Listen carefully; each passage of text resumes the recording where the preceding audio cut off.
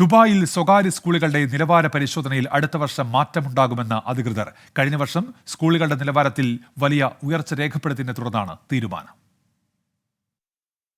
പുതിയ സ്കൂളുകൾക്കും പ്രവർത്തനം തുടങ്ങി 3 വർഷം പിന്നിടുന്ന സ്കൂളുകൾക്ക് മാത്രമായിരിക്കും അടുത്ത വർഷം മുഴുവൻ പരിശോധന നടത്തുക എന്ന് സ്വകാര്യ സ്കൂൾ നിയന്ത്രണ സ്ഥാപനമായ knowledge and human development authority അറിയിച്ചു.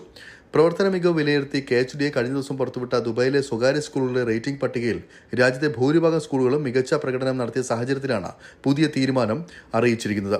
സ്കൂളുകൾ അയച്ച സർക്കുലറിലാണ് 2024-25 വർഷത്തെ പരിശോധന സംബന്ധിച്ച് KHDA തീരുമാനം വ്യക്തമാക്കിയിരിക്കുന്നത്.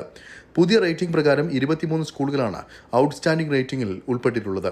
48 സ്കൂളുകൾ വെരി ഗുഡും 85 സ്കൂളുകൾ ഗുഡും 51 സ്കൂളുകൾ അക്സെപ്റ്റബിൾ എന്ന റേറ്റിംഗും കരസ്ഥമാക്കിയിട്ടുണ്ട്.